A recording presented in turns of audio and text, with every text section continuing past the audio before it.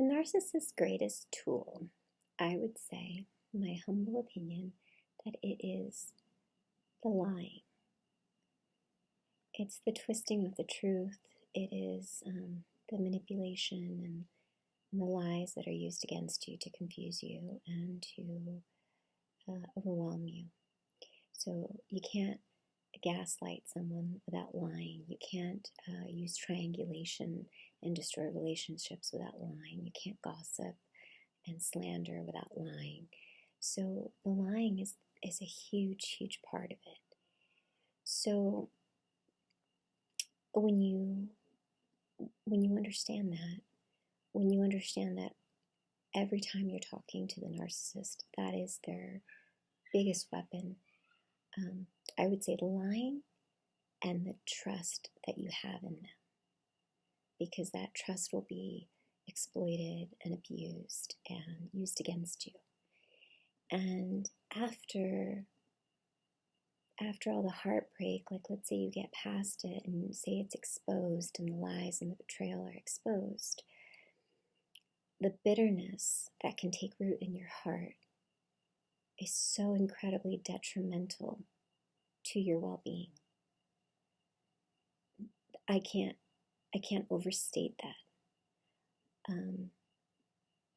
It's not just being wronged, it's the heartbreak and the anger mixed with grief, mixed with disgust, with shock, that just sort of rocks your world. It makes you not want to trust anybody. So if you have parents that are like this, and they've been working on you since you were a little kid, if you're watching this right now, and you say, yeah, that's me, go ahead and comment below and show others your support, show others that they are not alone in having this dark, dirty family secret. You know, was it your dad? Was it your mom? You know, when we share our experiences, we can help each other, because then you kind of see the patterns and the systems and the tactics. So I know that after being heaped on with so much abuse, the need for privacy, the fear that comes in for retaliation, the fear of retaliation in case you say something. I know that when I first recognized that my parents were narcissists, I would watch videos and I would want to comment, but then it's like you want to stay anonymous and things like that. And that does change with time, because then you stop caring what the narcissist will think of how they would respond if they knew that you knew, or that you were telling people, or that you were commenting. Because when that image of that person is broken and the heartbreak passes and the grief passes and the shock passes, you can kind of get settled and see a little clearer, and you can focus on reprioritizing. And you realize that the lie that you've been fed nonstop, that you are there to submit to that narcissist, that you are there to do everything for them, to coddle them, to make them feel better, to let them spew all their negativity all over you, and that's your job. And if you don't do it, then you're not being supportive. You know, it's everything that's twisted, and it's all rooted in lies. And you deserve more than that. You deserve a give and take relationship. You deserve respect. You deserve love and attention and affection. And you are not selfish for expressing those needs. That's a lie. You are not disrespectful for offering a different point of view, or raising questions, or pausing to think about, well, how can I adjust? How can I make this happen? Instead of just snapping to and jumping when they tell you to jump. So when you when you can see that, and when you recognize the lies, and you recognize how many lies there are, then I hope that with time you can start to let go. Because a true relationship, like a positive, healthy relationship, is I care about you and you care about me. And we are both making decisions, keeping the other person in mind. So before I run my mouth, I'm going to think about how my words might affect you. If I love you, if I care about you, I'm not going to be so careless and thoughtless and cruel. And we all have our slip-ups, and we all have those moments, but then you feel it, and you want to make it up to that person and just say, you know what, circumstances, I was totally overwhelmed, I took it out on you, I'm so sorry.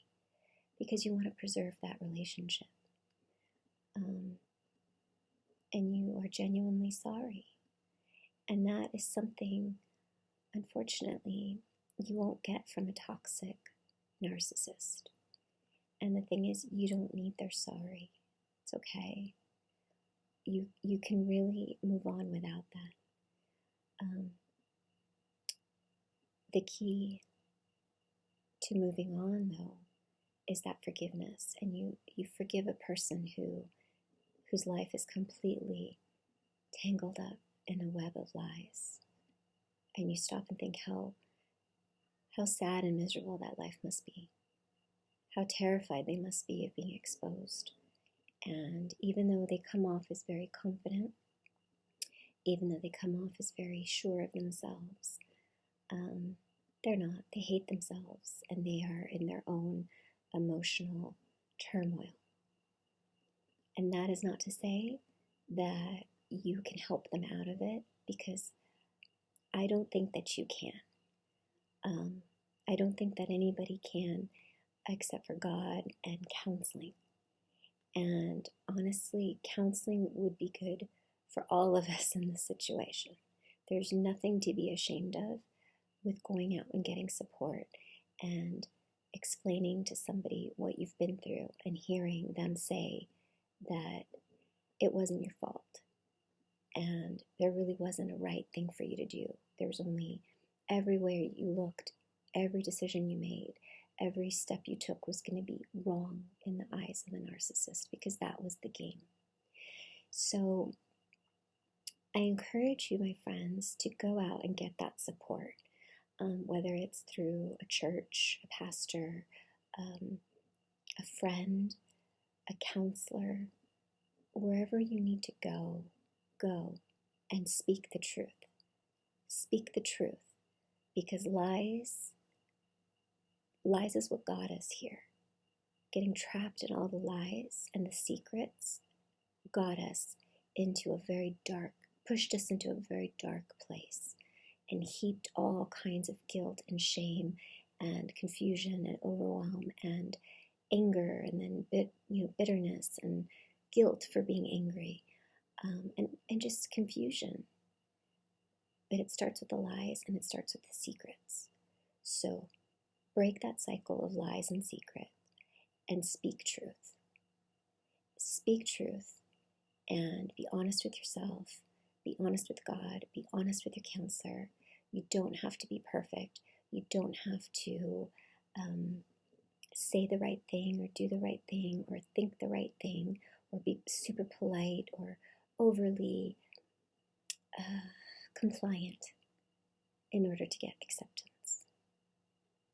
So I am rooting for you guys, and I want you to feel better. I want you to feel support. I want you to know that you're not alone, and I am looking forward to hearing more about your stories, and I read every single comment, and I appreciate them, and I just thank God for this community that supports each other and really cares for each other. And we know what we've been through, and we know where we want to go. And I think all of us really just want peace. So I hope that you have a great night and that your days are filled with love and joy and laughter. Good night.